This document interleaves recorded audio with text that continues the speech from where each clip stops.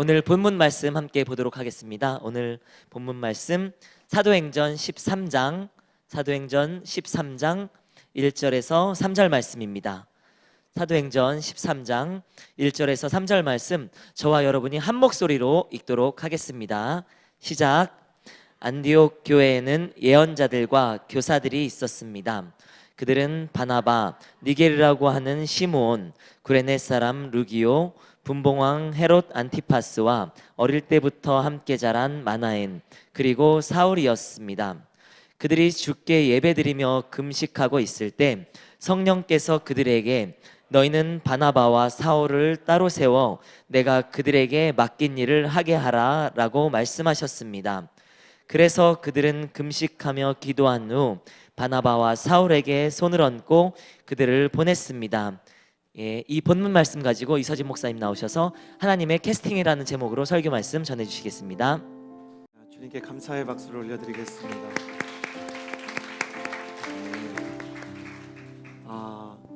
옆 사람에게 이렇게 인사해 주시겠어요? 하나님은 당신을 보기만 해도 행복하십니다. 한 번 더 옆 사람에게 인사해 주시겠어요? 하나님은 나를 보기만 해도 행복하십니다. 가슴에 손을 얹고 스스로를 축복했으면 좋겠습니다. 하나님은 나를 사랑하십니다. 나는 그 사랑 안에 있습니다. 이 시간 말씀 앞에 내 마음을 엽니다. 나는 절대로 이전과 같지 않을 것입니다. 아멘. 이곳에서 또 유튜브를 통해 예배하는 모든 CH 플러스의 형제 자매 여러분을 주님의 이름으로 축복합니다.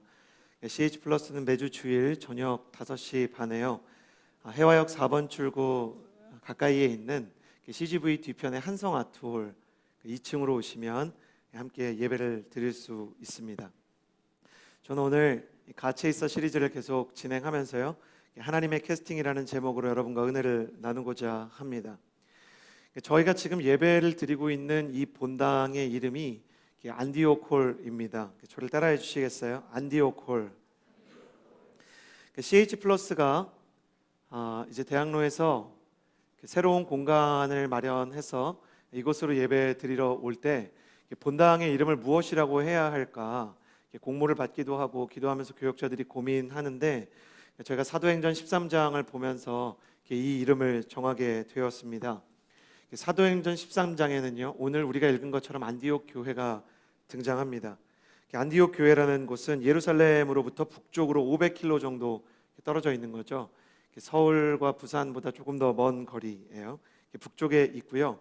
이스라엘 지방이라기보다는 사실 해외에 있는, 우리 개념으로 치면 좀 이민교회라고 해야 될까요? 자기의 본토와 친척과 아버지의 집을 떠나 있는 곳에 있는 교회였습니다. 지금도 안디옥에 가면요, 초대교인들이 예배를 드리는 동굴들이 남아 있거든요. 그 유적들이.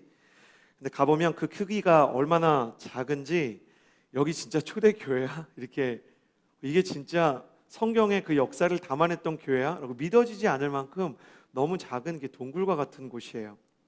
사람들이 예배를 드린다고 가정했을 때 많아야 몇십 명, 한 30명, 40명 정도가 이렇게 둘러앉아서 예배를 드릴 수 있을까? 여기를 교회라고 정말 할 수 있을까요? 그냥 이건 굴 아닐까? 라고 얘기할 만한 공간입니다. 그런데 그 작은 공동체에서, 이 동굴과 같은 공동체에서 예수님께서, 성령님께서 사도 바울과 바나바를 통해 1차, 2차, 3차 전도 여행을 시작하십니다. 그래서 예루살렘 교회에서 베드로와 사도들이 시작했던 성령의 역사가요, 사도행전 13장부터는 바울에 의해서 세계 선교의 역사를 향해 나아가게 되는 것입니다. 사도행전을 읽어보면 사뭇 소름이 돋는 것이요, 주님께서 올라가시면서 여러분이 잘 아는 말씀, 오직 성령이 너희에게 임하시면 너희가 권능을 받고 예루살렘과 온 유대와 사마리아와 땅끝까지 이르러 내 증인이 되리라 써 있잖아요. 사도행전의 역사가 정확히 이 순서로 기록이 되어 있어요. 1장, 2장 오직 성령이 너희에게 임하시면, 방언을 하고 말씀을 전하고, 특별히 3장으로 가면 병자를 고치는 너희가 권능을 받고, 4장부터 진행되는 예루살렘의 이 선교 역사, 그리고 8장에서 진행되는 예루살렘과 온 유대, 사마리아의 전도 역사. 그리고 땅끝까지 이르러, 이게 13장부터 이제 땅끝까지 가는 이 순서대로 사도행전이 주님의 말씀에 따라, 주님의 계획에 따라 인도되게 되는 것입니다. 저와 이 폴투의 정성원 목사님, 그리고 길공동체의 우리 조준목 목사님 세 사람이 기도하고 말씀을 보면서 안디옥 교회와 같은 곳이 됐으면 좋겠다. 우리의 규모와 상관없이 하나님께서 사용하시고 하나님께서 꿈꾸시는 그런 교회가 되면 좋겠다. 저희는 이민교회가 아니지만 서빙고와 양재에 있는 온누리교회 본부를 떠나서 하나님께서 다른 곳에, 청년들이 있는 곳에 교회를 세우셨기 때문에 안디옥 교회와 같은 역사가 일어나기 바라는 마음으로 이 공간의 이름을 안디옥홀이라고 붙이게 된 것입니다. 그러나 어떻게 20-30명밖에 되지 않았던 작은 공동체를 통해 세계 복음화의 비전이 성취되게 되었을까? 어떻게 이런 일이 일어나게 되었을까? 답은 간단합니다. 비록 사람이 작았지만 그 사람들 가운데 하나님께서 특별히 캐스팅했던 하나님의 사람들, 하나님의 비전의 사람들이 그 공동체 안에 있었기 때문에 하나님은 그 사람들을 통해 일을 하시는 거예요. 여러분, 우리가 꼭 기억하셔야 되는 건요, 전능하신 하나님께서요 모든 것을 하실 수 있음에도 불구하고 하나님은 하나님의 사람들을 통해서 역사하신다는 거예요.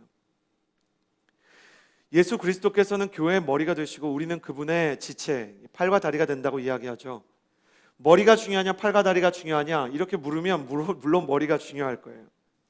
그러나 머리가 아무리 위대하다고 해도 팔과 다리가 없이 뜻을 펼칠 수 없듯이 전능하신 하나님께서 스스로를 낮추시고 우리를 초청하셔서 우리를 통해서 일하시기를 기뻐하시고 머리 대신 주님께서 교회의 지체가 된 우리를 통하여 하시는 일을 비전이라고 부르는 것입니다. 그래서 저는 오늘 하나님의 캐스팅이라는 제목을 통해 이 사도행전 13장의 말씀을 나누면서 하나님이 어떤 사람들을 쓰시고 또 그들에게 어떻게 비전을 주시며 비전을 준 사람들을 어떻게 훈련시키는지에 대해 나누고자 합니다. 오늘 1절 말씀을 통하여 하나님의 캐스팅에 대해 함께 생각해 보도록 하겠습니다. 1절 말씀입니다. 함께 읽겠습니다. 시작. 안디옥 교회에는 예언자들과 교사들이 있었습니다. 그들은 바나바, 니게르라고 하는 시몬, 구레네 사람 루기오, 분봉왕 헤롯 안티파스와 어릴 때부터 함께 자란 마나엔, 그리고 사울이었습니다. 이 당시에는 이 직제가 완성되지 않았어요. 그러니까 목사라든지 선교사라든지 어떤 장로님이라든지 명확한 명칭들이 아직 없던 시대예요. 그래서 예언자들과 교사들이라는 유대 회당의 익숙한 명칭들을 통해서 교회 리더십들을 표현했는데요. 예언자들과 교사들, 그러면 그 교회의 리더들을 얘기하는 거예요. 작은 교회였지만 그 교회에 하나님께서 5명의 리더를 두셨어요. 바나바, 시므온, 루기오, 마나엔, 그리고 사울이에요. 이 사람들이 어떤 사람이냐? 첫 번째 인물 바나바는 그래도 너무 좋은 사람이에요. 사도행전 4장 36절에서 37절의 말씀을 보면요, 이 바나바라는 사람이 어떤 사람인지가 나오는데 그는 위로의 아들이었고 하나님께 헌신된 사람이었고 마음이 따뜻한 사람이었어요. 이 바나바 빼고 이제 4명이 다 문제예요. 시므온이라는 사람이 있어요. 여기 보면 니게르라 하는 시므온이라고 써 있어요. 여러분, 미국에서요 흑인한테 절대 랩 듣고 따라해서는 안 되는 말이 니가라는 말이에요. 니가 그러면 죄송합니다. 설교에서 쓰기 약간 부적합한 표현일 수 있지만 야, 이 껌둥아 그러는 거예요. 근데 이 말이 이미 헬라어와 라틴어에 있었어요. 그게 바로 니게르예요. 이게 흑인이라는 표현인데 왜 니가라는 표현이 이렇게 비하냐면 단지 흑인이 아니라 흑인 노예를 얘기하는 거예요.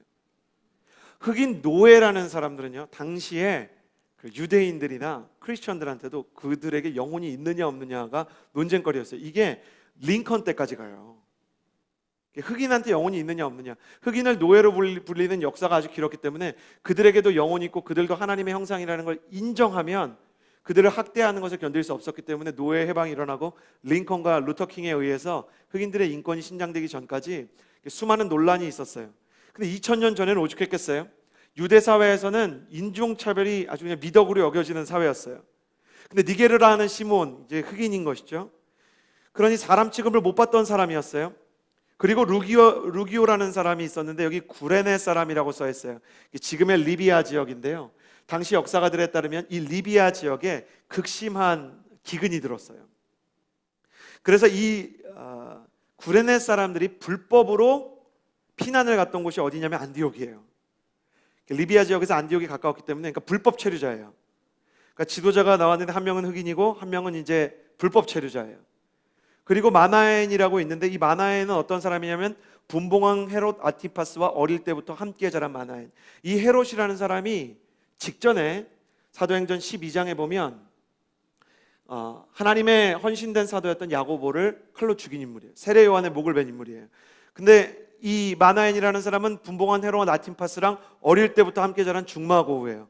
그러니까 우리로 치면 그 신천지의 이만희 씨 같은 분이랑 이제 동기동창이고 친구고 아주 절친하고 페이스북이랑 인스타그램 마팔하는 사이인 거예요. 그리고 사울이 있는데 사울은 누가 생각해도 초대교회에서 핍박자요, 매우 나쁜 사람으로 생각이 되었던. 그러니까 중국 공안처럼 중국의 크리스천들 문 닫게 하고 교회 내쫓던 사람이에요. 그러니까 교회에 사람이 많지도 않은데 그 많지도 않은 사람들 중에 지도자가 5명 있는데 바나바 빼고는 다 비정상이에요. 저는 이런 MC단을 상상할 때 이들의 기획회의와 이들의 리더십 모임이, 저희가 목요일날 이렇게 리더십 모임 페이버라는 게 있거든요. 이게 정상적이었을까? 그 성경에 써 있지 않지만 이들끼리는 과연 친했을까? 그 이해가 되지 않는 구성인 거예요. 베드로가 담당했던 예루살렘 교회, 빌립이 복음을 전했던 사마리아 교회랑은 너무 달라요. 그런데 하나님께서 베드로와 야고보의 예루살렘과 온 유대 사역을 끝내시고 이제 땅끝까지 가는 사역을 위해서 교회를 붙잡으실 때 이런 사람들이 다스리는 아주 작은 교회를 선택하셨다는 거예요. 여기서 우리는 하나님의 캐스팅에 굉장히 중요한 원리와 원칙을 발견해요. 저를 따라해 주시겠어요? 하나님은 실패를 아는 사람을 쓰십니다. 다 실패자예요. 자기가 의도한 것이든 의도하지 않은 것이든, 자기가 선택한 인생이든 선택하지 않은 것이든 세상에서 볼 때 다 아웃사이더고 이해가 되지 않는 인물들이고 리더십이 되기에 부적합한 인물들인 거예요. 어떻게 이런 사람들을 가지고 하나님의 일을 할까? 어떻게 이런 사람들을 통해서 하나님은 하나님의 뜻을 일으키고자 하실까? 훗날 이 사건을, 자기를 지도자로 세우신 하나님을 생각하면서요, 수십 년 뒤에 이 지도자 중에 한 사람이었던 사울이 이렇게 고백을 합니다. 고린도후서 12장 9절의 말씀입니다. 같이 한번 읽어보았으면 좋겠습니다. 시작. 그러나 그분은 내게 말씀하셨다. 내 은혜가 내게 족하다. 왜냐하면 내 능력이 약한 데서 온전해지기 때문이다. 그러므로 나는 내 약한 것들에 대해 크게 기뻐하며 자랑할 것입니다. 이는 그리스도의 능력이 내게 머물게 하기 위함입니다. 사울이 바울이 돼서 자신의 지난 날을 돌아보니까 하나님께서 나를 언제 쓰셨는가 그걸 알게 된 거예요. 내가 실패했을 때, 내가 약했을 때, 나 같은 사람은 하나님께 도움이 될 수 없다고 생각이 될 때 하나님께서 나를 붙잡으시고 부르시고 쓰셨다는 거예요. 왜 그럴까? 실패는 겸손을 낳고요, 겸손은 하나님이 일하실 공간을 마련하기 때문이에요. 우리가 실패를 해요. 실패를 하면 기회가 생겨요. 그게 어떤 기회냐면 겸손의 기회예요. 겸손과 자책은 달라요. 우리가 실패를 하거나 상처를 겪으면 겸손할 수도 있고 자책할 수도 있어요. 뭐가 다를까요? 겸손한 것은 겸손하기 때문에 하나님께 더 나아가게 돼요. 하나님이 없이는 내가 살 수 없습니다라는 고백으로 가는 거예요. 그러니까 실패를 통해서 겸손해진 사람은 하나님을 향해서 나가는 법을 배워요.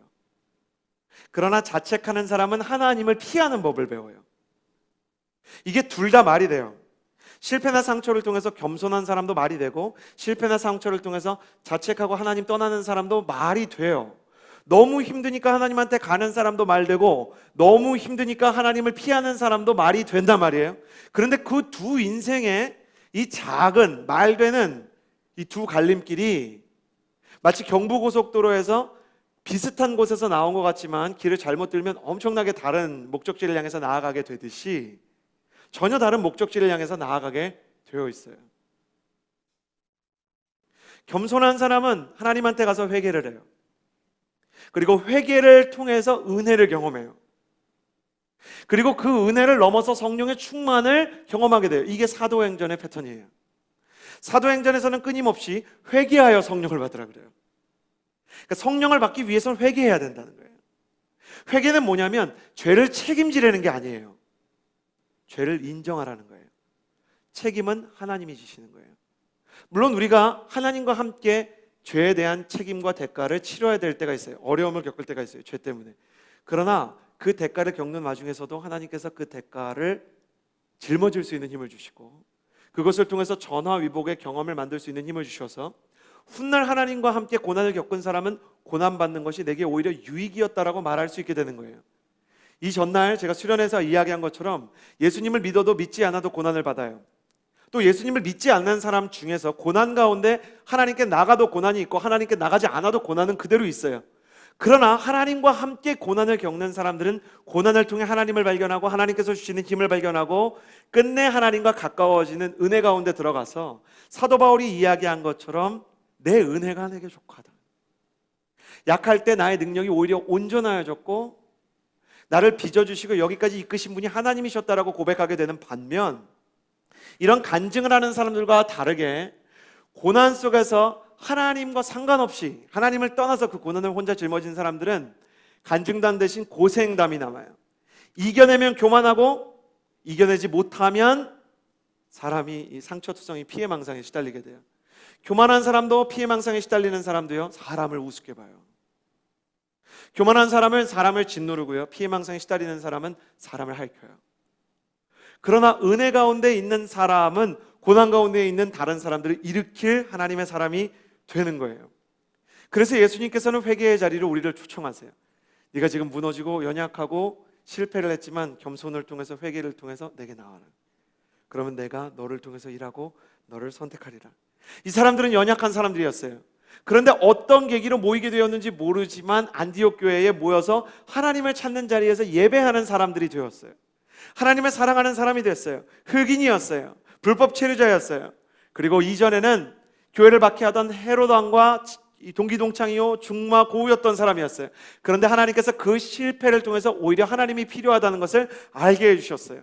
나는 여러분이 여러분의 실패와 고난을 통해 하나님을 더 깊이 만날 수 있는 사람이 되기를 주님의 이름으로 축복합니다.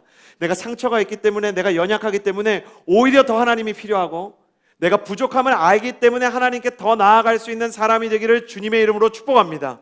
만약 여러분이 아직 나아갈 수 없는 어려움 가운데 망설임 가운데 예배 가운데 나와 있지만 주님을 향해서 고백하고 기도하는 것이 어렵다면 주님께서 오늘 여러분을 찾아가 주시는 은혜를 경험하게 되기를 주님의 이름으로 축복합니다. 여러분 기억하십시오. 너무 엉망이어서 예수님이 고칠 수 없을 만큼 망가진 인생이란 존재하지 않습니다. 너무 잘나서 하나님이 필요 없는 사람도 없고 너무 못나서 하나님이 쓰실 수 없는 사람도 없는 것입니다. 나는 우리 공동체가 실패가 무엇인지 연약함이 무엇인지 상처가 무엇인지 알고 직면하고 고백하고 정직하게 우리의 마음을 들여다볼 수 있는 깨어졌지만 정직하게 하나님께 나아갈 수 있는 사람들이 되기를 주님의 이름으로 축복합니다. 이것이 바로 우리가 꿈꾸는 안디옥 교회의 시작인 것입니다. 우리가 연약하고 깨어졌지만 예수님을 만나서 은혜와 회복을 경험해서 하나님께서 우리를 사용하시고 세우시는 것에 대해서 이 청년의 시기에 경험하는 사람들이 되시기를 주님의 이름으로 축복합니다. 그래서 사랑할 수 있고 그래서 용서할 수 있고 그래서 하나님의 사람들을 세울 수 있게 되는 공동체를 하나님께서 원하신다는 것입니다. 하나님이 캐스팅하는 사람, 그는 실패를 하는 사람이다. 단 실패한 상황 속에서 주님을 향해 나아가는 사람이다. 그런데 이 교회에 이러한 연약한 사람들이 있는 와중에 하나님께서 그들에게 하나님의 뜻을 보이셨습니다. 2절 말씀을 같이 한번 읽겠습니다. 2절입니다. 시작. 그들이 주께 예배드리며 금식하고 있을 때 성령께서 그들에게 너희는 바나바와 사울을 따로 세워 내가 그들에게 맡긴 일을 하라고 말씀하셨습니다. 하나님이 부르시고 하나님이 세우신 사람들에게 하나님은 무엇을 하시는가? 하나님의 비전을 주십니다. 하나님의 캐스팅이 있고 그 다음엔 비전이 있는 것입니다. 나는 이 자리에 하나님께서 부르신 사람들이 모두 올 수 있게 되기를 주님의 이름으로 축복합니다. 제가 수련회 가서 깜짝 놀란 게 있어요. 어떤 분이 전주에서 올라오셨더라고요. 이 수련회를 하겠다고. 그러니까 이거 끝나면 다시 전주에 가셔야 돼요. 근데 어떻게 왔냐면은 유튜브에서 영상을 보다가 이렇게 여기까지 오시게 된 거예요. 누가 와야 되는지 유튜브를 보고 있는 분, 저녁 5시 반에 대학로로 오셔서 같이 예배드릴 수 있는 용기가 있게 되기를 바라요. 저는 알고 있어요. 이 영상을 보는 사람들 중에 자기 공동체가 있는 사람이 있지만 자기가 원래 교회를 다니다가 교회가 깨졌어요. 그리고 청년의 시기에 크리스천들로부터, 같은 기독교인들로부터 상처를 받은 청년들이 있어요. 어떻게 알 수 있냐면요, 학원 복음화 협의회에서 20대를 대상으로 한 2년 전에 이제 당신이 크리스천입니까? 이런 질문을 했습니다. 당신 종교가 뭡니까? 지금 20대 30대에 크리스천이 되게 없다 그러잖아요. 교회에 사람이 없다 그러잖아요. 근데 무려 18%가 자기가 크리스천이라고 그랬어요. 그러니까 5명 중에 1명이 예수님 믿어요. 20대 여러분, 대학 다니는 여러분, 그런 것 같아요? 근데 체감은 그렇지 않단 말이에요. 그래서 질문을 바꿔봤어요. 지난 1년간 52주 중에 한 절반 정도 교회에 간 사람이 얼마나 됩니까? 그랬더니요, 3%예요. 그러니까 100명 중에 18명이 자기가 크리스천이라고 그랬는데 그 18명 중에 딱 3명만 교회를 가요. 이건 이 시대의 아픈 자화상이에요. 무언가 교회가 교회답지 못한 거예요. 교회에 있어야 되는 어떤 은혜가 없는 거예요. 하나님에 대한 것들을 알지 못하고, 그래서 영상으로 예배드리는 사람들 하나님이 사랑하세요. 그러나 하나님께서 그들을 부르신단 말이에요. 캐스팅하는 거예요. 실패가 있는 사람, 상처가 있는 사람, 교회로 다시 올 수 있어야 돼요. 우리의 사역 중에 가장 큰 목표 중에 하나는 탕자들이 돌아올 수 있는 집을 마련하는 거예요. 하나님의 그 품을 가지고 사람들을 품어주는 예배가 있는 거예요. 그러나 거기가 끝이 아니에요. 우리는 하나님의 사랑받는 자를 넘어 하나님의 기쁨이 되는 자가 돼야 돼요. 하나님과 동역하는 자가 돼야 돼요. 하나님의 꿈을 이루어드리는 자가 되어야 하는 거예요. 하나님이 부르시고 이 자리에 앉혀두시고 예배하게 하신 자들에게 캐스팅에서 멈춘 것이 아니라 비전을 주세요. 마치 캐스팅을 하면 영화를 촬영해야 되듯이 주님께서 부르신 사람들을 향한 하나님의 비전이 있다는 것이죠. 2절 말씀을 통해 우리는 하나님의 비전의 원리들을 발견하게 됩니다. 첫 번째, 그들이 예배드리며 금식하고 있었다는 거예요. 우리가 여기서 배울 수 있는 것은 비전을 위해서는 예배와 금식이 필요하다는 것입니다. 저를 따라해 주시겠어요? 비전을 위해서는 예배와 금식이 필요합니다. 예배는 하나님을 향해서 눈을 뜨는 것이고 금식은 세상을 향해서 눈을 감는 거예요. 그러니까 안 먹는 것만 금식이 아니에요. 어떤 때는 말을 안 하는 것이 금식이 될 수 있어요. 어떤 때는 스마트폰을 안 하는 것이 금식이 될 수 있어요. 우리 예배 인도자 중에 한 지체는 정말 이렇게 하나님 안에서 자기 관리가 참 훌륭해요. 그래서 카카오톡을 확인하는 시간이 하루 중에 따로 있어요. 그리고 아침에 이렇게 그래가지고 이렇게 예배를 위해서 상의하려고 카톡을 보내놓으면 늘 비슷한 시간에 답이 와요. 그 자체가 약간 소름이 돋아요. 어떻게 그럴 수 있을까? 너무 보고 싶을 텐데. 그 카카오톡에 찍혀 있는 그 26개 그 빨간 동그라미를 어떻게 외면할 수 있죠? 나 그거 너무 큰 능력인 것 같아요.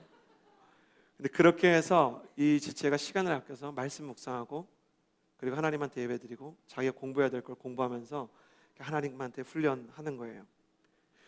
우리가 어떤 때 사람의 소리가 너무 많으면 하나님의 소리가 안 들려요. 세상을 너무 많이 보면 하나님이 안 보여요. 마치 어떤 거냐면 우리가 건물을 계속 보고 이렇게 차들을 보고 사람들이 만들어 놓은 기계 같은 거에 열광하고 있을 때는 자연의 아름다움을 몰라요.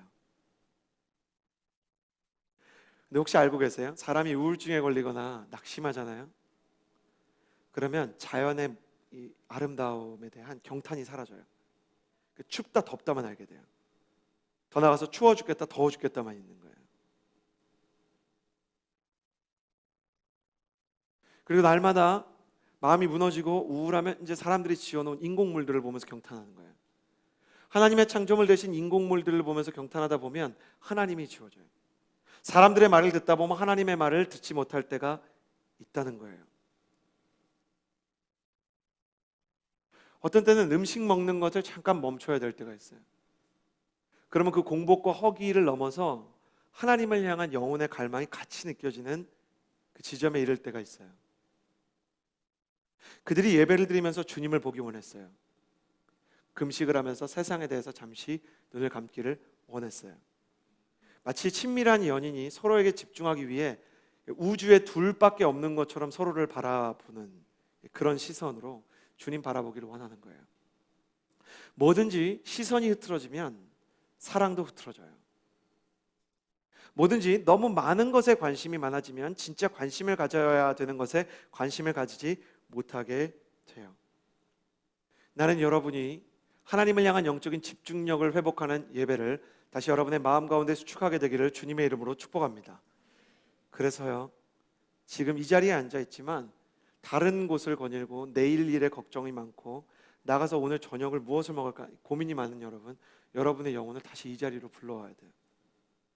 우리는 몸으로 예배드리는 것이 아니라 우리의 영으로 예배를 드리는 것이기 때문이죠. 주님은 주님께 집중하는 사람, 예배하는 사람, 주님께 예배할 때 세상에 대해서 눈을 감을 수 있는 자들에게 하나님의 비전을 알려주세요. 그러나 너무 많은 일에 관심이 있고 너무 많은 것에 고민이 될 때 주님은 주님의 말씀을 아끼실 때가 있다는 거예요. 그러나 우리가 세상에 관심이 많은 것도 모르고 관심이 많을 때, 내가 산만해질 줄도 모르고 너무 많은 일에 고민을 할 때 주님께서는 목회자들을 통해서 예배의 자리와 공예배를 통해서 우리의 영혼을 깨우시기를 원하시는 것입니다.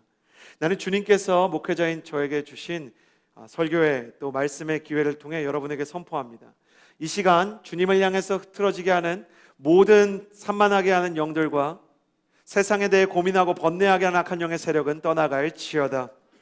성령님 오셔서 예배에 대한 집중력을 허락하여 주시고 주님 바라보는 시선이 명확해지게 하여 주시옵소서. 주님께서 그 예배를 통해서 비전을 주신다는 거예요.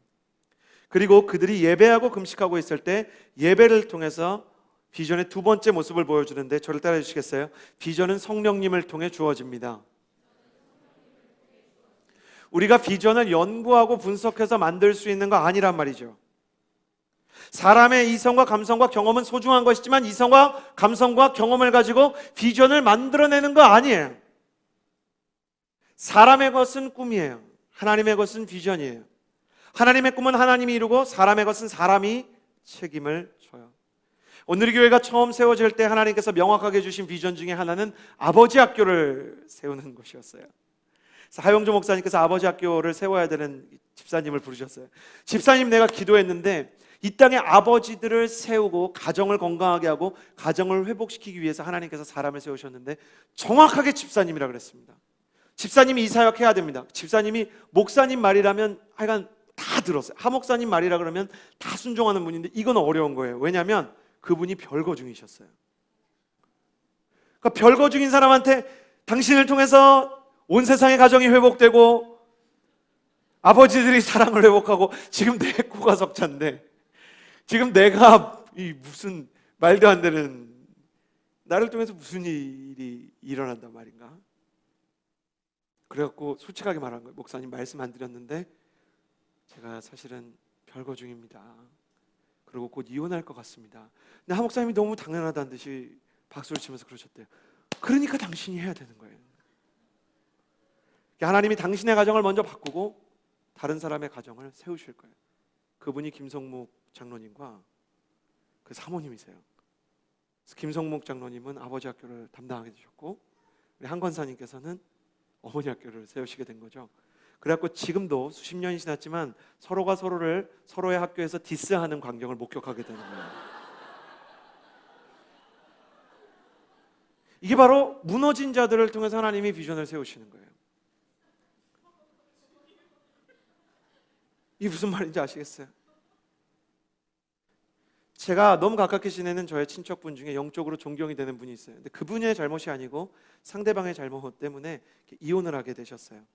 근데 이혼을 하면 크리스천들이 자기는 뭔가 하나님께서 주신 가정을 지키지 못했다는 신실한 크리스천들은 이제 자책감에 시달려요. 그래서 오늘 교회에 왔는데 이혼자들의 모임이 있는 거예요. 그래갖고 치유를 받으러 갔는데 그분이 치유를 받고 하나님의 성령으로 인도를 받다가 오히려 원래부터 신실하게 주님께서 이끌어 주셨던 그 거룩한 그 성령의 은사들이 다시 살아나기 시작한 거예요. 그래서 이 이혼자 학교에서 만나는 사람들마다 회복이 되고 치유를 하고, 그분이 공적으로 이렇게 자기 포지션을 주장하지 않았지만 많은 분들이 그분에게 가서 위로를 받고 살아나는 경험을 하게 됐어요. 그리고 이제 그분들을 통해서 얼마나 많은 사람들이 전도가 되는지, 이혼을 경험했거나 가정에 상처가 있거나 아픔이 있거나 이혼자 가정에서 자란 자녀들을 얼마나 많이 전도를 해오는지 여러분 상상이 되시나요? 하나님께서 그런 일을 하시는 거예요. 비전이 이성으로 생각하면 말이 안 돼요. 감정적으로 동의되고 가냐? 그러면 안 될 때가 많은 거예요. 여러분 이사야서 6장을 보시면 이사야를 주님께서 만나시는 장면이 나오죠. 거기 누가 내게 부르짖어 저들을 구원케 할까? 그래서 우리가 찬양도 만들지 않았어요? 이사야의 대답을, 주님 내가 여기 있사오니 나를 보내소서. 제가 구약학개론에서 이사야 배우다가 깜짝 놀랐어요. 이게 아무리 봐도 문체가 이사야가 기뻐서 얘기하는 게 아니라는 거예요. 근데 이사야가 왜 여기 있사오니 나를 보내소서 그랬을까요? 지금 이사야가 성전에 들어갔는데 어차피 사람은 자기밖에 없고 지금 하나님이랑 천사들이 회의를 하고 있는 거예요. 자기를 두고. 누가 내게 부르짖어 저들을 구원케 할까? 그러고 천사들이랑 하나님이 다 자기만 봐요.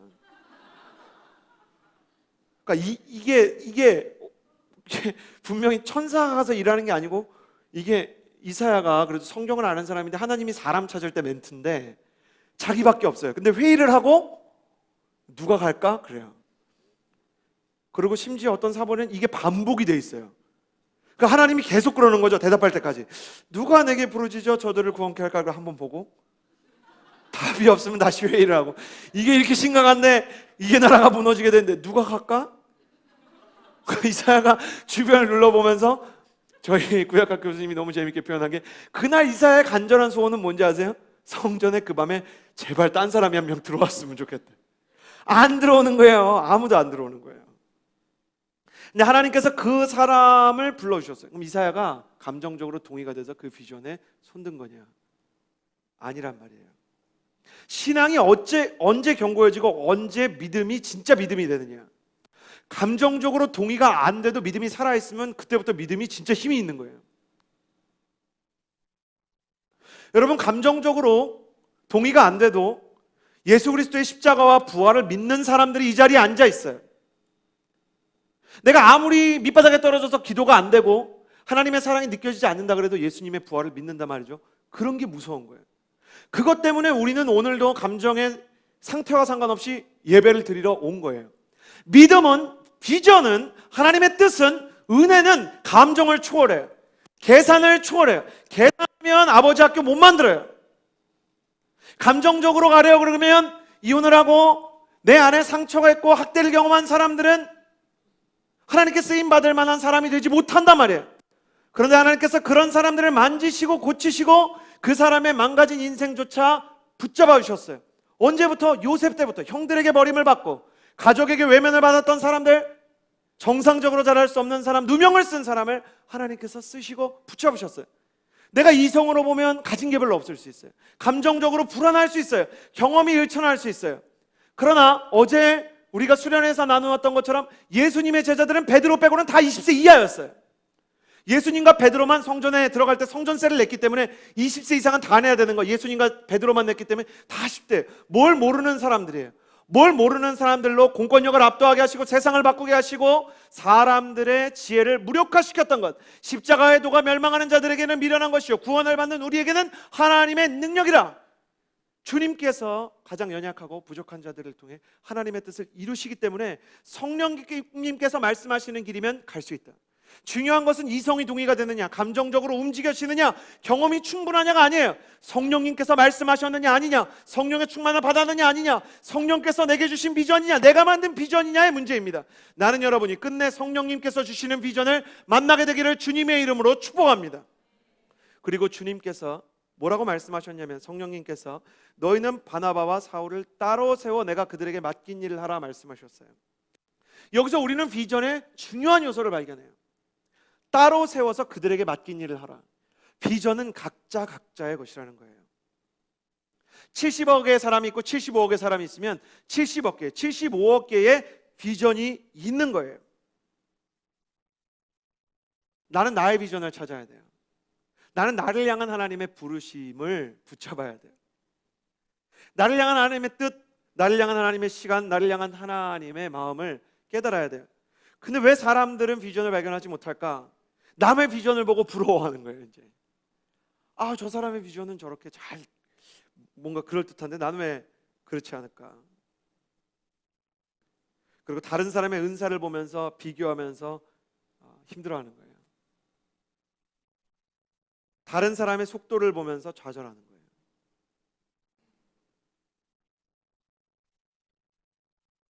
그러나 가장 빨리 날 수 있는 새가 가장 멀리 날아갈 수 있는 거 아니에요. 전투기가 빠르다고 대서양과 태평양을 건널 수 있는 거 아니에요. 각자의 역할과 각자의 시간과 각자의 때가 있어요. 꽃과 나무가 그 종에 따라 피고 지는 시기가 따로 있듯이 빨리 피는 것이 중요한 게 아니라 내 타이밍에 펴야 돼요. 억지로 빨리 피려고 그러다가 피지도 못하고 땅에 떨어져요.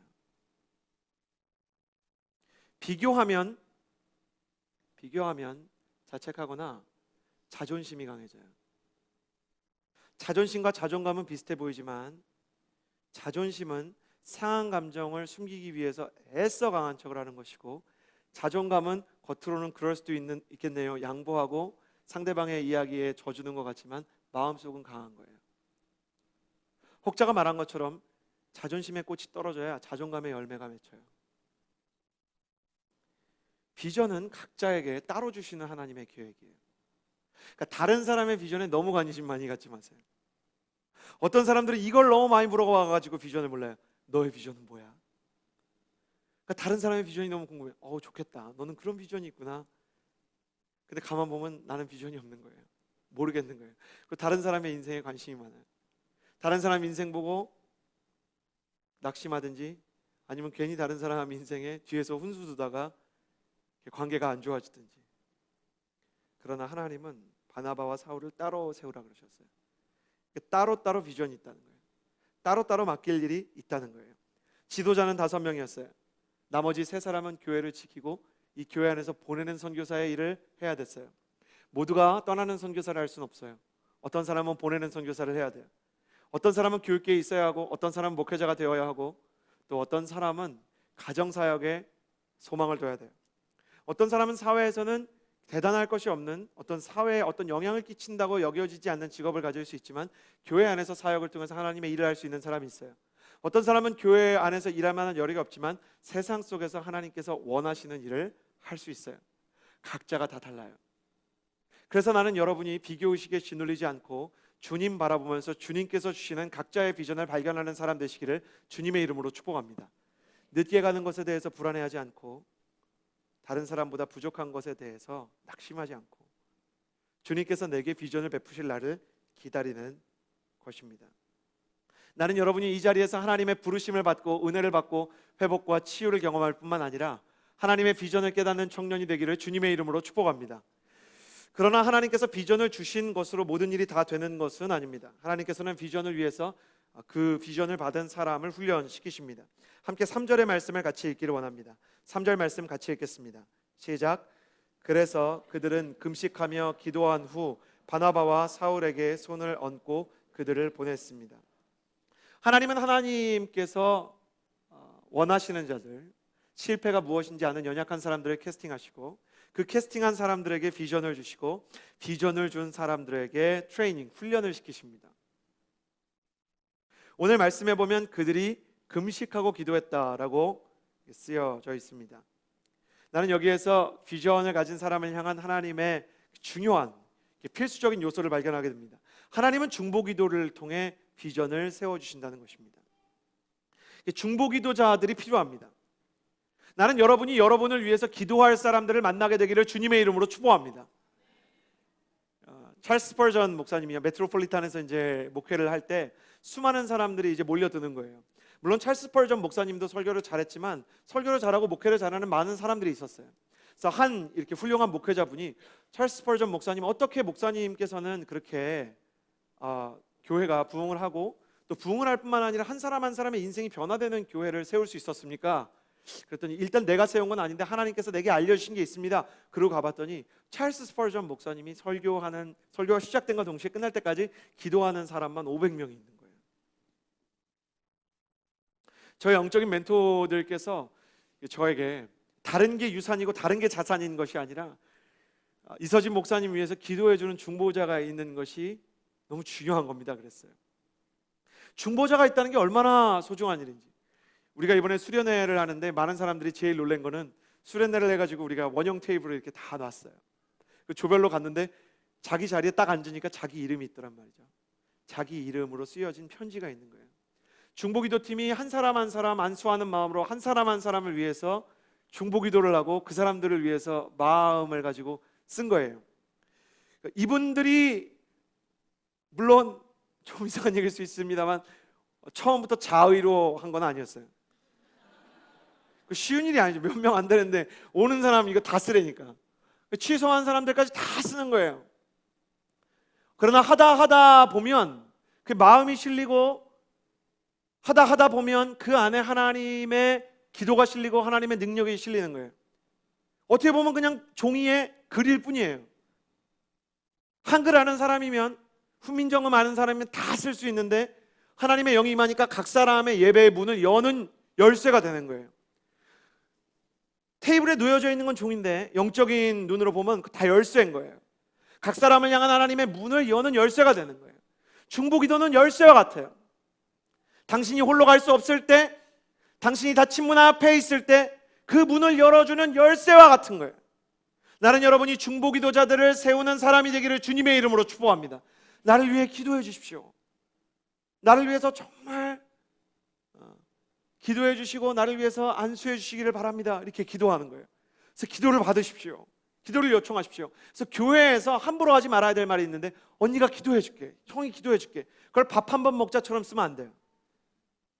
기도해 주겠다 그러면 그 말을 이렇게 나중에 지키지 못할 것 같으면 구석으로 가갖고 기도해 주세요. 이룸 공간에는 구석이 많아요. 그 데리고 가서 기도해 주세요. 손을 잡고 기도해 주세요. 지금 기도해 줄게. 지금 내가 기도해 줄게. 그리고 기도해 주고 서로를 위해서 중보기도하는 사람들을 통해서 그들이 하나님의 역사를 이루게 됐다는 거예요. 다른 일한 거 아니에요. 하나님께서 선교에 대한 이 선교 여행을 보내는데 기획부터 한 것도 아니고 이 사람들이 펀드레이징부터 한 것도 아니고 이 사람들이 언어부터 배운 것도 아니고 기도했어요. 뭐든지 기본기가 단단한 교회가 견고한 거예요. 말씀과 기도 위에 세워진 교회를 흔들 수 없는 거예요. 나는 여러분이 기도하고 기도받는 일에 훈련이 된 사람이 되기를 주님의 이름으로 축복합니다. 비전이 정체됐을 때 중보기도자를 세우십시오. 여러분의 비전이 앞길을 알 수 없는 안개로 완전히 가려져서 그 길이 보이지 않을 때 하나님 내게 기도할 사람들을 보내주십시오 라고 기도하십시오. 우리는 곧 뒤쪽에 이제 기도함을 설치를 할 거예요. 그러면 이제 거기에 우리가 편지를 넣어가지고 기도 제목을 넣으면 진짜 기도할 거예요. 우리는 토요일마다 중보기도 모임이 시작이 됐기 때문에 여러분을 위해서 기도할 거예요. 나는 여러분이 용감하게 여러분의 기도 제목을 기도함에 넣을 수 있는 사람이 되기를 주님의 이름으로 축복합니다. 별것 아닌 것을 통해서 하나님께서 그의 믿음을 보시기 때문이죠. 그리고 말씀해 보니까 손을 얹고 그들을 보냈습니다라고 되어 있습니다. 여기서 보냈습니다라는 단어는 헬라어로 아펠리산이라는 단어입니다. 이 아펠리산이라는 단어는 자유롭게 풀어 보낸다는 겁니다. 이게 적은 규모의 교회였지만 바나바와 사울이 점유하고 있는, 그들이 담당하고 있는, 그들이 책임지고 있는 이 교회의 일들이 많았을 거예요. 이 탁월한 리더들 아닙니까? 진짜 성령 충만한 리더들 아니겠습니까? 바나바라는 사람은 안디옥 교회를 세우기 전에 이미 예루살렘 교회에서 지도자 중에 지도자로 세워졌던 인물이고, 사울은 앞으로 하나님께서 성경을 쓰게 하시고 또 수많은 소아시아 교회와 이 유럽 문화권 가운데 하나님의 전초 기지들을 세우는 선교사 아니었습니까? 근데 이 사람들을 보내야 된다 그러면 교회가 걱정이 많은 거예요. 그런데 하나님께서 이 교회가 이 사람들에 대한 집착을 내려놓았을 때 오히려 주님은 안디옥 교회에게 능력을 주셨어요. 여기서 우리는 비전의 중요한 원리를 배우게 됩니다. 하나님은 내려놓음을 통해서 비전을 채워주신다는 거예요. 우리가 그 사람 없으면 안 될 것 같아요. 그 물질이 없으면 해결이 안 될 것 같아요. 그리고 이거 내려놓으면 끝날 것 같단 말이에요. 그런데 하나님이 내려놓으라고 하는 때가 있어요. 하나님이 포기하라고 말씀하시는 때가 있어요. 부끄러운 얘기지만 저는 이렇게 영어를 잘하고 이민 사회에서 좀 공부를 많이 하고 온 목사님들이 부러웠어요. 공부도 많이 했고 영어도 잘하고, 어떤 목사님이 제가 정말 뭘 보고 너무너무 이렇게 반했냐면, 주례를 하는데 이렇게 원고가 이렇게 양쪽에 있는 거예요. 이런 판에 양쪽에 이제 주례가 있는데 한쪽은 한글이고 한쪽은 영어여가지고 이렇게 유학 갔다가 만나서 한 사람은 영어밖에 못하고 한 사람은 영어도 되고 한국어도 되니까 하객들이 반반 있으니까 주례를 이렇게 일정 부분 한국말 하다가 다시 영어 하다가 한국말 하다가 영어 하다가 너무 멋있는 거예요. 그래갖고 나 저거 하고 싶다. 저거도 너무 하고 싶다. 그치, 제가 청년 때. 근데 기회가 생겼어요. 가족이 전부 이민을 간다는 거예요. 이거는 너무 잘 된 거예요. 그래서 제가 가고 싶은 대학교가 있었는데, 캐나다의 리젠트 컬리지라는, 그때 당시에 유진 피터슨, 달라스 윌라드 이런 분들이 거기 이제 교수님으로 계셨어요. 그래서 내가 막 그 신학교에 너무 가고 싶다 이렇게 생각을 했는데, 그 캐나다에 이민을 간다는 거예요. 그래갖고 그러면 어떤 생각이 들어요? 내가 바라던 게 갑자기 딱 기회가 생기면 우린 다 어때요? 이거 하나님 뜻인가? 그러잖아요. 이게 하나님 나를 위해서. 그래서 막 그랬는데 하나님이 너무 외모를 몇 번에 걸쳐서 아니라는 거예요. 그래갖고 우리 가족이 이민을 못 가나 보다 그랬는데 아니라고. 너희 가족은 다 갈 건데 너는 못 간다는 거예요.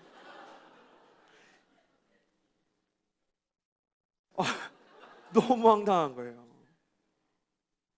막 사도행전 23장 말씀이, 제가 어떤 집회에 갔는데 어떤 사람은 그러면서 막 선포하는 거예요. 어떤 사람은 가족과 다른 나라에서 살아야 되고, 나는 아니겠지. 가족과 다른 나라에서 살면서 목회를 해야 되고, 나는 아니겠지. 지금 그런 고민을 가진 사람도 있을 것입니다.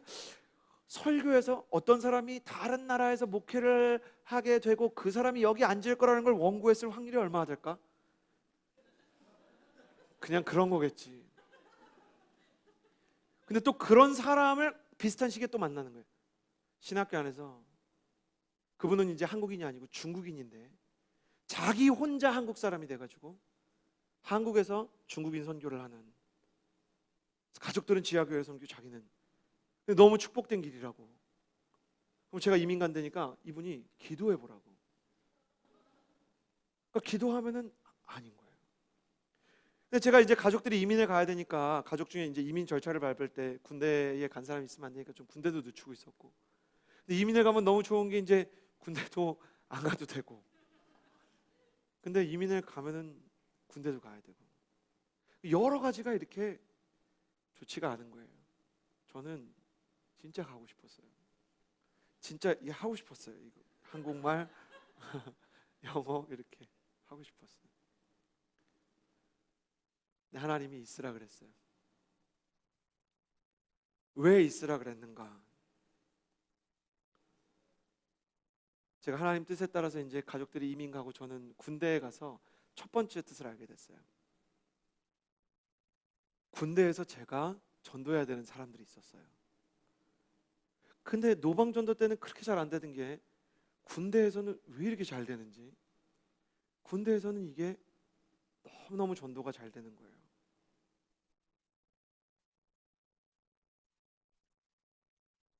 그래가지고 군대에서 전도를 하고, 심지어 하나님께서 이것 때문에 나를 여기 남게 하셨나? 그게 다는 아니었지만 어떤 친구가 예수님을 믿을까 말까 하는데 저보다 선임인데 이제 말년이 돼가지고 저한테 형이라고 부르는 거예요. 이 군대에서 나갈 때가 되면 형 그러거든요. 형들한테 형이라 그래요. 그 후환이 두렵기 때문에 그동안 이제 잘못됐던 사람들한테 형 그래요. 근데 이 형 그러면서 나는 하나님 믿고 싶은데 안 믿어줘. 근데 이 사람이 우는 거예요. 근데 제가 너무 신기한 거죠. 하나님을 믿고 싶은데 하나도 안 믿어지는데 남자가 울어요. 이게 말이 돼요? 이 사람은 교회 다닌 적이 없어요. 저를 만나고 이 군대에 오기 전까지는 교회를 간 적도 없고 교회 싫어했던 사람이에요. 근데 이 사람이 이제 교회를 다니는데 하나도 안 믿어지는데 너무 믿고 싶다고 울면 이 사람이 믿는 사람인 거예요? 안 믿는 사람인 거예요? 그래갖고 내가 왜 우는 거 같냐 그랬더니 형 모르겠어요. 그러더니 막 우는 거예요. 그래가지고 군대에서 같은 병사인데 이렇게 안수하고 기도하는 거예요. 하나님 믿고 싶습니다. 아멘. 하나님 믿고 싶습니다. 아무리 봐도 믿는 사람이에요. 그리고 당신 믿는 거라고. 그게 당신이 가지고 있는 믿음의 기준이 그거 아니면 믿음이 아닌 것 같아서 안 믿는 것 같은데, 나가면 교회 안 나갈 거냐고. 아, 그렇지 않아도 내가 나가면 어느 교회 가야 되냐고 물어보려고 했대. 그러면 믿는 거야, 안 믿는 거야? 믿는 거예요. 그러니까 너무 기뻐하는 거예요. 나는 아직 안 믿는 것 같은데 가만 보니까 하나님임을 너무 목말라 하는 거예요. 나는 사람들이 다 예수님 싫어하는 줄 알았어요. 인터넷만 보고. 여러분 그런 거 같죠? 복음이 안 통하는 거 같죠? 왜 안 통하는 거 같은지 아세요? 복음은 안전해 보고 인터넷만 봐서 그래요. 근데 전에 보면 두 개를 알게 돼요. 어차피 예수님을 환영했던 시대는 거의 없어요, 역사상. 그런데 그 시대 속에서도 예수님 믿게 하는 사람들이 있어요. 그래서 그 형제를 놓고 기도하면서 하나님, 내가 이 형제 구하기 위해서 이민 안 간 거면 내가 아까워하지 않겠다고. 왜냐하면 그때는 당장 죽으면 내가 할 수 있는 얘기가 그 얘기밖에 없어요. 내가 이 사람 지금 전도하려고 합니다. 무슨 얘기가 있어요? 저는 군인이고 아무것도 없는데. 그리고 그 안에서 다윗이 어떤 심정이었을지 많이 알게 됐어요. 그냥 온누리교회 전도사님을 하다가 군대에 오니까 누가 저를 뭐 생각해주고 존귀하게 여겨주고 목회자로 생각을 하겠어요? 그냥 남들과 똑같은 광야에서 남들 겪는 거 다 겪으면서 그게 힘들어서가 아니라 보통 사람들의 갇혀있는 상황을 같이 경험하면서 하나님께서 이 사람들을 향한 마음이 무엇인지를 알게 한 거예요. 내려놓지 않았으면 청년 사역을 하면서도 청년들 마음을 몰랐을 것 같아요.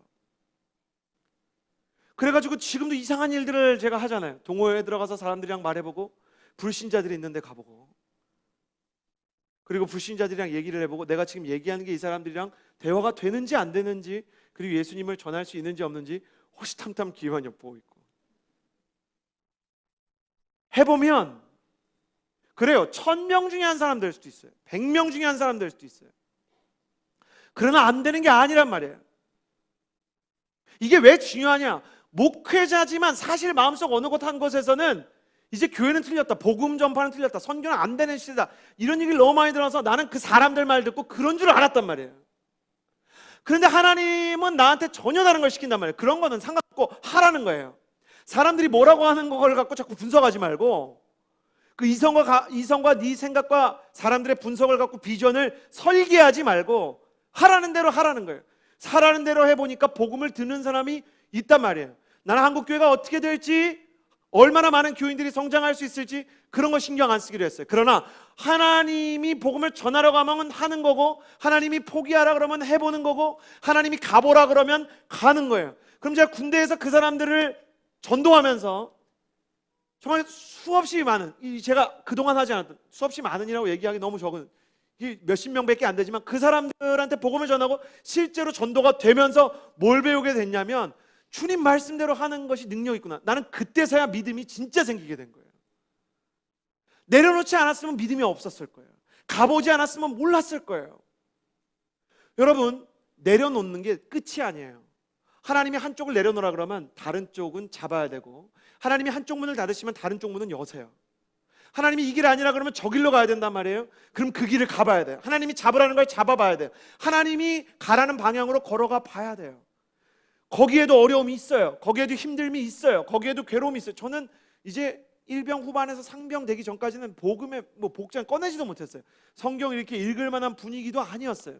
그냥 욕 먹고 막 차가움을 끼얹고 막 이렇게 비인격적인 대우를 당하는 곳에서 그냥 내가 여기 왜 왔지? 그런 생각만 했어요. 제가 깨달은 게 있어요. 하나님 가라는 길 가면요, 처음엔 그런 생각이 들어요. 내가 여기 왜 왔지? 근데 그게 계속 가다 보면 왜 왔는지를 알게 돼요.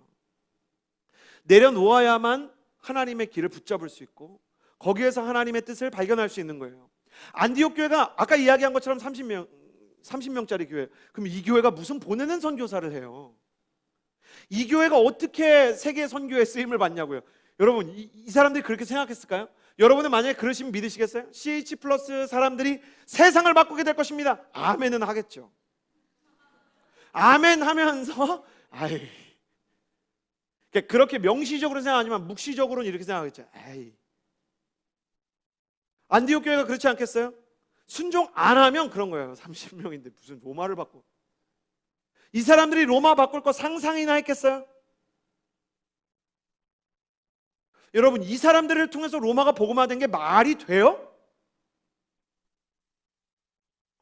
말이 되느냐 말이죠. 그럼 여러분, CH 플러스를 통해서 중국 전체가 바뀔 것입니다, 이러면 우리가 믿겠어요? 그러나 성경은 무엇을 얘기하냐? 역사를 통해서 하나님은 하나님 스스로를 증명하셨다는 거예요. 이 교회가 계산하고 생각하면 바나바랑 바울 너무 소중해, 사울은 너무 소중해, 이 사람들은 떠나면 안 돼요. 근데 보내고 나서 이 사람들을 통해서 세계 선교를 후원할 만한 힘을 안디옥 교회에 주셨어요.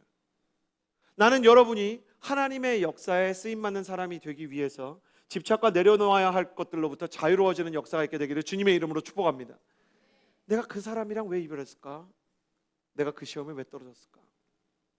내가 기도했는데 그 일이 왜 안 이루어졌을까? 계속 기도하세요. 그 의미를 알 때까지.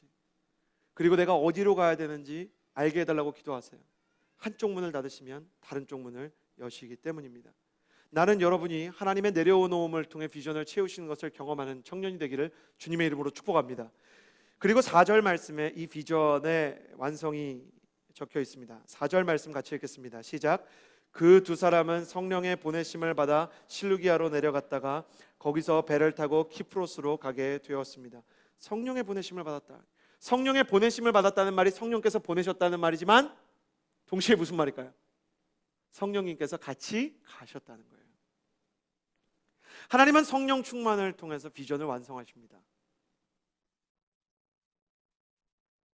성령 충만은 뭐냐면 성령님이랑 같이 가는 거예요. 성령님과 함께 있는 거예요. 유대인, 흑인, 노예, 피난민, 매국노, 기독교의 대적자가 함께 일할 때 얼마나 갈등이 많았을까. 성령님께서 그 갈등을 넘어서 비전의 교회를 세워가셨던 것은 이 사람들이 성격과 성향이 다 다르지만 각자 성령님과 동행하는 일상이 있는 사람들이었기 때문이에요. 성령 충만, 성령님과의 동행은 일상을 얘기해요. 일상을 살아간다는 게 참 지루한 일이에요. CH 플러스가 이제 거기까지 온 것 같아요. 사람들이 이제 예배드리고 은혜 받고 수련회에 처음 오신 분들이 많더라고요. 제가 굉장히 놀란 게요, 수련회 전도라는 게 있더라고요.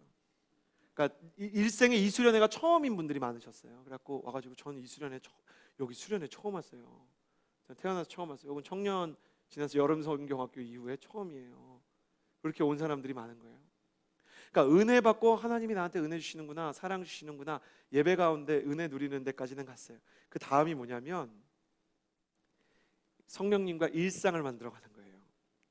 이거는 굉장히 지루해요. 신앙이라는 게 어떻게 보면 되게 지루한 데가 있어요. 겹겹이 쌓여지고 켜켜이 녹아드는 그 일상과 일상의 반복이에요. 그래서 우리는 이제 큰 사역들이 이제 지나가는 이 시점에 아울리치를 앞두고 오히려 큐티를 할 것입니다. 말씀 묵상하는 게 뭔지를 배울 거예요. 말씀 묵상하면 기대하십시오, 대단한 일이 일어나지 않을 것입니다. 그냥 똑같은 일상일 거예요. 말씀 묵상하고 만나는 교수님은 그 교수님이고 말씀 묵상하고 만나는 그 상사는 여전히 사울일 것입니다. 그러나 말씀을 묵상하면 상사는 사울인데 내가 조금씩 다윗이 되어갈 수 있는 거예요. 늘 지나쳤던 평범한 일상인데 비범한 하나님의 손이, 성령이 그 땅에 있는 걸 알게 되는 거예요. 신앙생활 오래 했는데 왜 내 비전에 완성이 없을까? 그건 일상의 훈련이었기 때문이에요. 리더십들로부터 지체들까지 큐티를 하고 큐티를 나누는 일들이 있을 거예요. 왜냐하면 성령님은 말씀을 통해서 역사하시기 때문에, 말씀은 역사고 말씀은 사실이며 말씀은 진리이기 때문에 여전히 살아있고 그 안에서 성령님께서 역동하십니다. 그래서 말씀과 기도를 통해서 하루하루 살아나가는 훈련들을 할 거예요. 여러분, 예배 때 뜨겁게 부르짖는 거 쉽지만, 물론 어려운 일이지만 일정 이상 가면 쉬워요. 일상을 드리는 게 어려워요. 그러나 일상 가운데 켜켜이 쌓이는 성령의 충만이 있으면 이들에게 선교는 날마다 주어지는 삶이요 일상이었어요. 선교는 삶이고 일상이에요. 그 일상 속에서 말씀하시는 하나님을 만날 수 있다는 거예요. 1965년에 예수원을 지었던 대천덕 신부님은 공사를 하면서요, 건축 자재를 강원도 산간에 이제 공사를 하면서 이 일을 하게 되셨어요. 근데 이 같이 일하는 우리나라 분들이요, 지게로 이 건축 자재를 다 나르는 거예요. 건축 자재를 어떻게 지게로 다 나릅니까? 그 돌이 얼마나 크고 그 기둥이 얼마나 큰데. 그러니까 대천덕 신부님이 트럭으로 자재를 운반하기 위해서 도로부터 만들어야 되겠다, 이렇게 계획 발표를 했어요. 근데 이 도로를 닦으려고 하니까요, 돈이 상당히 많이 든다는 것을 이렇게 오픈을 하게 됐거든요. 그랬더니 이 대천덕 신부님은 이 토레이 신부님 아닙니까? 그 미국에서 공부를 굉장히 잘하시고 고학력자신데 한국 선교의 비전이 있어서, 그때는 이제 한국 선교가 필요한 60년대였기 때문에 들어오셔서 공동체를 세우셨던 분이고 한국의 지도자들을 길러내시는데, 예수원의 식구들이 다 반대를 하는 거예요. 그러면서 한국 사람들은 좀 그런 데가 있잖아요. 결연한 거 좋아하잖아요. 그래서 그때 멘트를 그대로 적어 놓으셨어요. 예수원 이야기책에. 우리는 계속 지게로 자재를 나를 것입니다. 그러니까 그래야 좋아하는 거야. 지게로 이렇게 날라야 돼. 그러니까 대천덕 신부님 미국에서 왔잖아요. 그러니까 좀 합리적인 데가 있으시잖아요. 그러니까 이게 말이 안 되는 거예요. 이렇게 해갖고 언제 지어 이걸. 그래서 너무 마음이 답답해가지고 기도하러 간 거예요. 미국에서 최고로 교육을 받았어요. 이게 지금 비싸지만 이걸 투자를 해놓고 나면 이게 제일 쉬운 길인데 이 사람들이 왜 이걸 모르나. 그리고 이제 기도를 하러 간 거예요. 근데 성령님이 대천덕 신부님에게 이렇게 말씀하셨어요. 너와 미국에서 온 선교사들이 이 젊은이와 함께 살려면 그들의 말을 듣고 그들의 생각을 고려해야만 한다. 이들은 한국 사람들이고 이 땅에서 살았고 이 상황과 나라와 정서에 대해 너희들보다 더 잘 알고 있기 때문이다. 그래서 대천덕 신부님은 도로를 내겠다는 정말 바라던 사역을 포기했어요. 왜냐하면 목적이 도로와 건물이 아니라 하나님의 가족들과 그리스도의 지체들을 돌보는 것이었기 때문에 예수님께서 이런 표현을 하셨어요. 예수님께서 부활하시기 전에 3일 동안 죽은 상태로 계셨듯이 대천덕 신부님과 선교사님들도 도로를 가지겠다는 욕망을 십자가에 묻어버렸어요. 그리고 일어난 실화인데요. 그리고 3주 뒤에 한 건설 회사가 갑자기 기계와 트럭을 가지고 와서 우리 앞에 도로를 내기 시작했다. 후원자인가? 착각이었다. 그들은 우리를 지나 있는 숲에 들어가서 나무를 베어야 해서 자기들을 위해서 도로를 만드는 사람들이었다. 나무를 다 벤 뒤 지게로 짐을 나르고 있던 우리를 보고 놀라서 까무라칠 뻔한 표정으로 그들은 자기들이 만든 도로를 쓰라고 그 도로를 우리에게 주었다. 이 도로는 나와 선교사들이 만든 것이 아니라 성령님께서 선물로 준 도로였다. 자기의 계획을 포기하고 일상에 늘 하던 기도의 자리로 돌아가 기도하던 신부님에게 성령님 말씀하셨듯이 나는 여러분이 성령 충만해서 우리가 끊지 못하던 것들에 대해서, 내려놓지 못하던 것들에 대해서 자유해지는 역사가 있게 되기를 주님의 이름으로 축복합니다. 물질에 대해서, 사람에 대해서, 계획에 대해서 자유해지고 하나님이 그것에 대해 양보하라고 하면 양보할 수 있는 하나님의 사람이 될 수 있는 용기가 주어지게 되기를 주님의 이름으로 축복합니다. 그 용기가 있기 위해 일상을 주님께 드려야 한다는 것입니다. 하나님은 가장 연약한 사람들을 캐스팅하셔서 비전을 주시고 트레이닝을 시키십니다. 실제로 우리와 멀지 않은 한 청년의 이야기를 영상으로 준비해 보았습니다. 같이 한 청년의 이야기를 영상으로 만나 보겠습니다.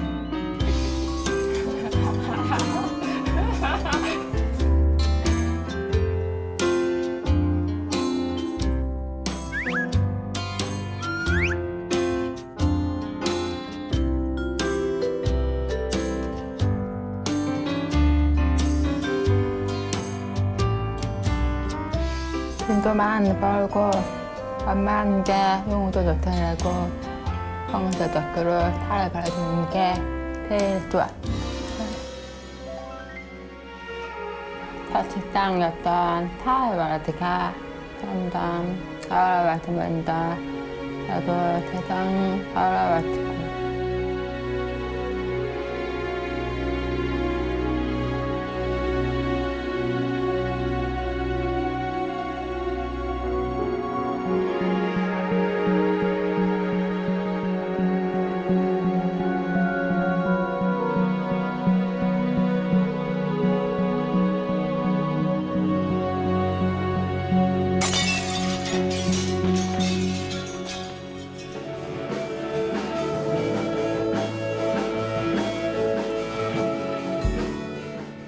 사랑을 부르는 사람들, 그 사람들의 표정이 너무 행복해 보이고 저는 너무 슬픈 거예요. 그래서 저는 그냥 앉아버렸어요. 가만히 눈을 감았던 게다 힘들다고 사랑 안 하고 있는 내 모습이 미안한 거예요. 그래서 하나님한테 말했더니 하나님이 되게 따뜻하게 말해주는 거예요. 다 안다.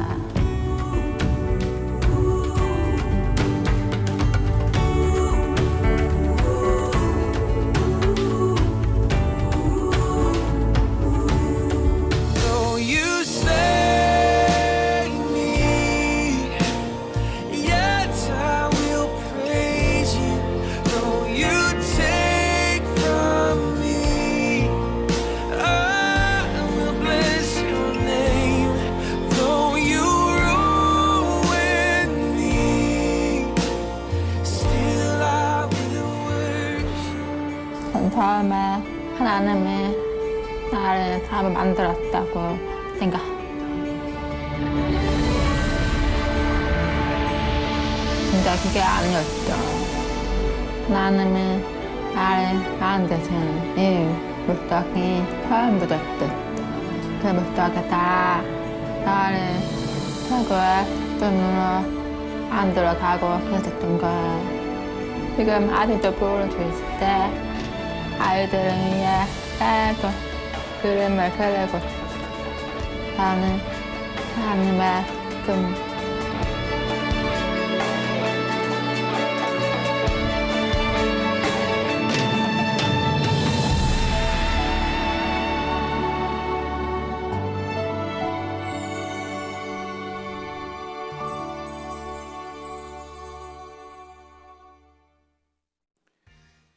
영상에 나온 구경선 작가님은요, 저희 온누리교회 대학 청년부의 일원이십니다.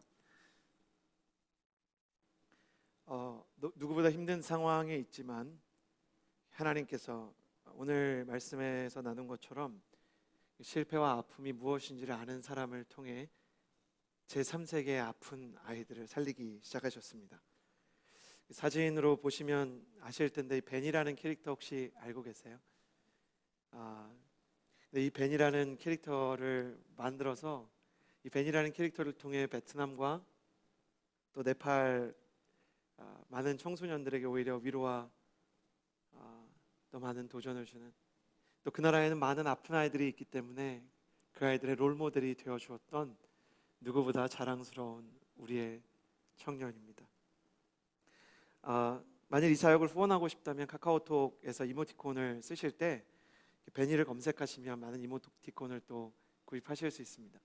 그분은 이것을 통해서요, 많은 사람들을 섬기고 청소년들의 정체성과 또 사람들을 고치는 일을 하고 있는 것입니다.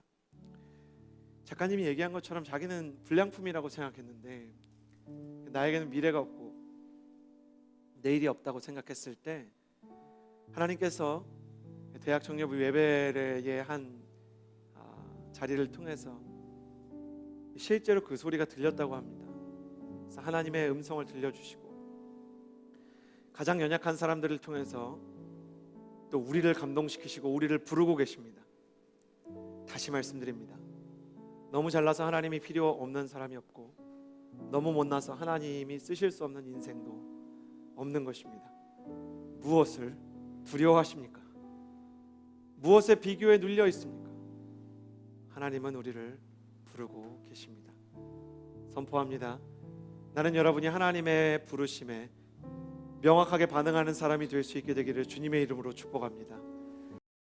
강점이나 조건을 갖추지 못한 것 같습니다. 그러나 하나님, 우리 청년 중에 하나님께서 가장 연약하고 힘겨운 자를 통하여 세상을 바꾸시고 사람들의 영혼을 구원하시는 사역을 시작하시는 것을 봅니다. 하나님께서는 2000년 전에도 30명의 교회를 통하여 로마를 바꾸셨고, 지금은 우리 중에 가장 연약한 사람을 통하여 세상을 섬기고 있습니다. 나는 나를 바라보느라 안 된다고, 틀렸다고, 못 간다고, 여기까지라고 얼마나 많이 나 자신을 채찍질하고 고문하고 학대했는지. 그러나 분명한 것은 나도 하나님에게 쓰임을 받고 또 하나님의 비전의 사람이 되기 원하는 열망이 있다는 것입니다. 여러분이 그 열망이 있다면 하나님께 부르짖으며 주님 나를 사용하여 주십시오라고 기도하기를 바랍니다. 여러분에게 그 열망이 있다면 다시 이 예배가 하나님 앞에서 타오르기를 바랍니다. 이 시간에 가슴에 손을 얹고 함께 기도하며 나아갈 때, 하나님 아버지 나를 사용하여 주시옵소서. 하나님 아버지 나를 사용하여 주시옵소서. 하나님, 나는 안 된다는 생각으로부터 내가 싸워 이겨 승리하게 하여 주시옵소서. 안 된다고 속삭이는 사단의 세력은 떠나갈지어다. 의미 없다고 말하는 사단의 세력은 떠나갈지어다. 너는 보잘것없다고, 너는 부질없다고, 너의 모든 인생이 쓸모없다고 말하는 악한 영의 세력은 떠나갈지어다. 주여 나를 사용하여 주시옵소서. 주여 나를 사용하여 주시옵소서. 주여 한번 부르짖고 기도합니다. 주여!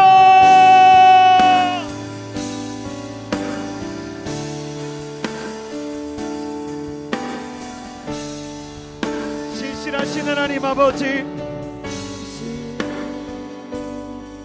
하나님께 쓰임을 받고 하나님과 함께 동행하는 하나님의 사람이 되기를 원합니다. 하나님 아버지, 내가 너무 연약하고 내가 너무나 상심 가운데 아픔 가운데 빠져있지만, 하나님 아버지, 연약할 때 강함이 되시고 무너졌을 때 하나님의 마음과 하나님의 사랑을 부어주시는 그 주님께 나아가기를 원합니다. 주저함 없이 나아가 주님과 함께 동행하는 제가 되기를 원합니다. 신실하신 하나님 아버지, 그 마음과 그 사랑을 우리 가운데 부어주시옵소서. 하나님 아버지, 가장 연약한 자들을 주님께서 어떻게 사용하셨는지 우리로 보게 하여 주시옵소서. 하나님 아버지, 아버지께서 우리 한 사람 한 사람을 부르시고 만지시고 고치시고 세우시고 빚으신다는 사실에 대한 믿음을 가지게 하여 주시옵소서. 나는 너무 연약해서 안 된다. 나는 너무 부족해서 안 된다. 나는 좋은 학교를 나오지 못했기 때문에, 나는 깨어진 가정에서 자랐기 때문에 안 된다고 생각하는 모든 악한 영의 세력은 떠나가게 하여 주시옵소서. 조건 때문에 안 된다. 물질이 없기 때문에 안 된다. 나는 학문의 깊이와 그리고 내일에 대한 식견을 갖추지 못했기 때문에 나의 부족한 경험을 가지고 하나님께 쓰임을 받을 수 없다고 생각하게 하는 모든 악한 영의 세력의 속삭임으로부터 자유케 되는 역사가 있게 하여 주시옵소서.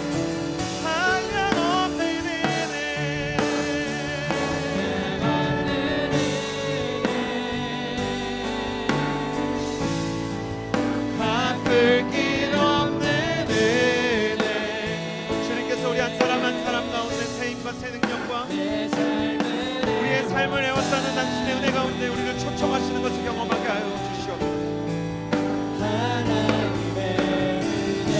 우리를 이끌어가는 것은 성령님이신 것을 믿게 하여 주시옵소서. 우리를 만지고 고치는 것은 하나님이시라는 것을 믿게 하여 주시옵소서. 하나님, 부족하지만 나를 사용하여 주시옵소서. 연약하지만 나를 사용하여 주시옵소서. 깨어진 과거가 있지만 내가 여전히 하나님 앞에서 너무나 작은 존재이지만 나를 사용하여. 이 시간 초청합니다. 하나님은 연약한 자들을 쓰시지만 연약한 자들이 믿음으로 용기를 가지기를 원하십니다. 그래서 여러분의 용기를 돕기 위하여 여러분을 초청합니다. 하나님, 나는 하나님께 쓰임을 받기를 원합니다. 연약하고 부족하지만 당신의 비전의 사람이 되기 원합니다. 그렇게 고백하는 청년들마다 앞으로 나와오십시오. 전부 앞으로 나와오셔서 단 위로 올라오시고 우리의 마음을 표현하는 것입니다. 하나님 아버지, 나는 연약하지만 내가 앞으로 나아오는 것, 나는 이렇게 나와서 기도해 본 적 없습니다. 하나님, 나는 앞으로 나와서 무릎 꿇고 기도해 본 일이 없는 사람입니다. 그러나 다른 사람들의 눈치 보지 않겠습니다. 다른 사람들의 눈치와 같은 세상 앞에 무릎 꿇지 않기 위해서 내가 작은 용기를 당신께 드립니다. 나와서 기도하는 나의 마음을 주님 붙잡아 주시고 잡아주시고 사용하여 주십시오. 지금까지 나는 방언을 한 적도 없고 통성기도를 한 적도 없습니다. 하나님 앞에 뜨겁게 기도를 하거나 나는 하나님 앞에 온전히 헌신하겠다고 작정했던 적도 없지만 하나님 아버지 나를 사용하여 주시고 나를 붙잡아 주시기 원하는 마음으로 연약한 나를 사용해 달라고 용기를 내서 나왔습니다.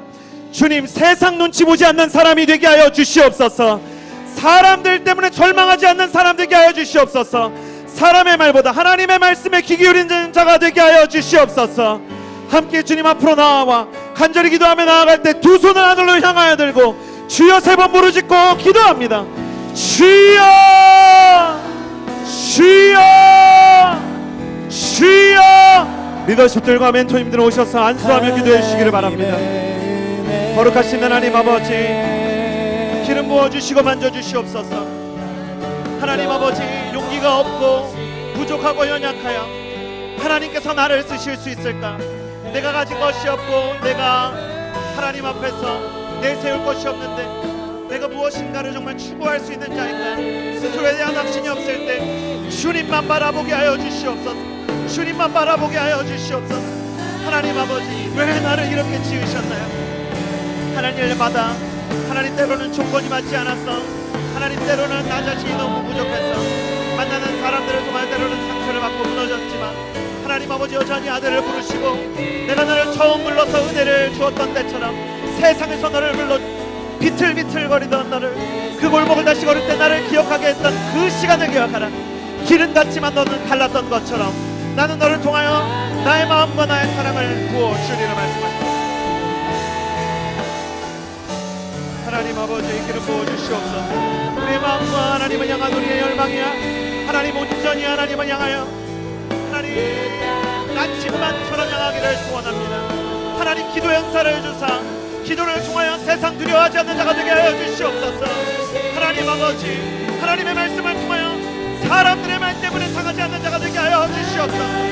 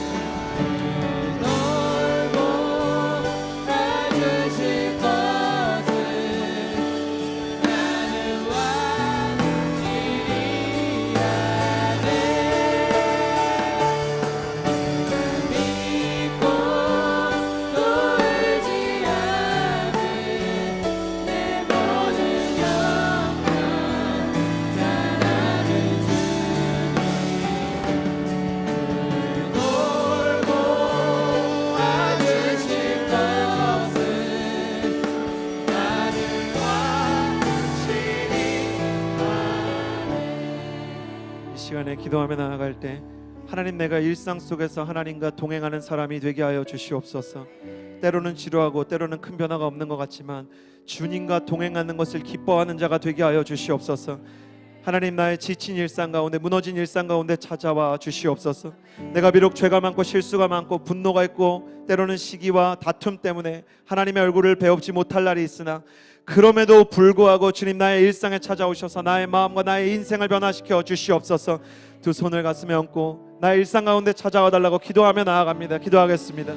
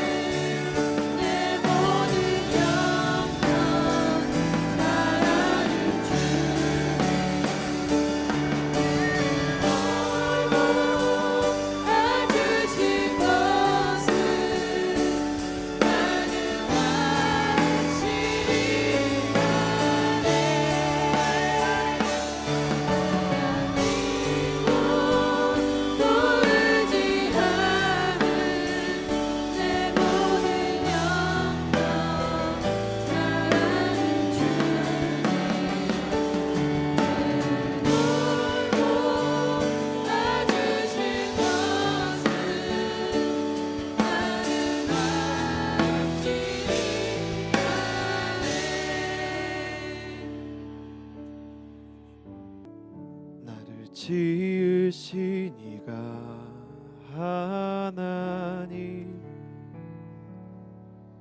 나를 부르신 이가 하나님,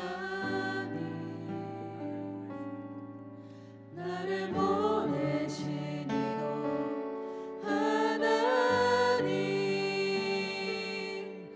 나의 나 된 것은 다 하나님 은혜라. 나의 달려갈 길 다가도록, 나의 달려갈 길 다가도록, 나의 마지막 호흡 다하도록, 나의 마지막 호흡 다하도록, 나로 그 십자가 품게 하시니, 나로 그 십자가 품게 하시니, 나의 나 된 것은 다 하나님 은혜라. 한량없는 하나님의 은혜를 찬양합니다. 한량없는 은혜, 갚을 길 없는 은혜, 내 삶을 애워싸는 하나님의 은혜.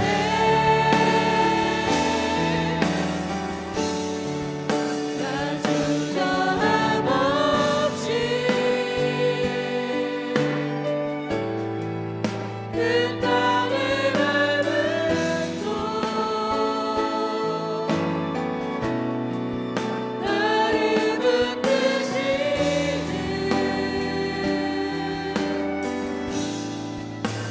하나님의 은혜, 한량없는 은혜, 하나님의 이름을 찬양합니다.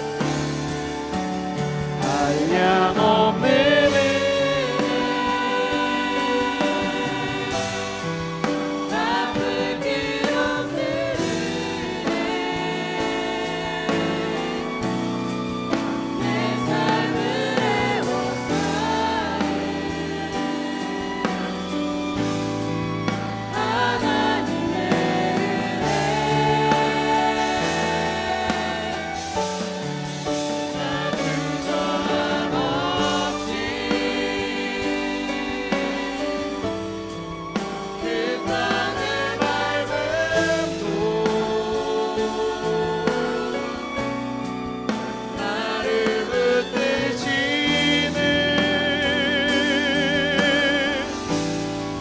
하나님의 은혜.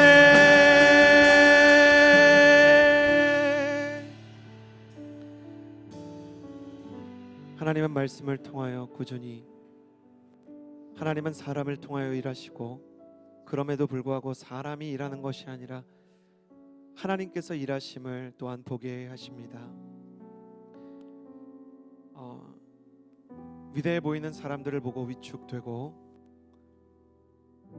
또 나보다 연약해 보이는 자들을 보고 자만했던 나의 연약함을 주님 긍휼히 여겨주시고, 실패를 알고 연약함을 알고 부족함을 아는 우리가 일러스트를 그리는 육신이 불완전한 작가의 마음으로 이 자리에 앉아 있으니 우리를 사용하시며 또한 우리를 쓰셔서 나를 쓰시는 것을 통하여 하나님께서 쓰시지 못하는 사람이 없다는 사실을, 또 하나님께서 연약할 때 그분의 크심을 나타낸다는 사실을 실로 우리의 인생을 통하여 진실하게 고백하게 하여 주시옵소서. 주님이 사용하시지 못하는 인생이 없는 줄을 믿습니다. 주님이 필요 없는 인생이 없는 줄을 믿습니다. 주님만이 우리의 도움이 되심을 인정하며 당신의 이름을 높이 올려드립니다. 할렐루야, 당신의 이름을 높이 올려드리게 하여 주시옵소서. 할렐루야, 당신의 이름을 예배하게 하여 주시옵소서. 할렐루야, 당신의 이름을 온전히 예배하며 당신을 향하여 기도하며 찬양하는 자가 되게 하여 주시옵소서. 할렐루야, 내 영혼아 그의 이름을 송축하일지어다. 할렐루야, 내 영혼아 그와 동행하일지어다. 우리의 일상을 당신과 동행하는 하나님의 예배자가 되게 하여 주시옵소서. 그렇게 우리를 채우실 주님을 믿으며 예수 그리스도의 이름으로 기도드렸습니다.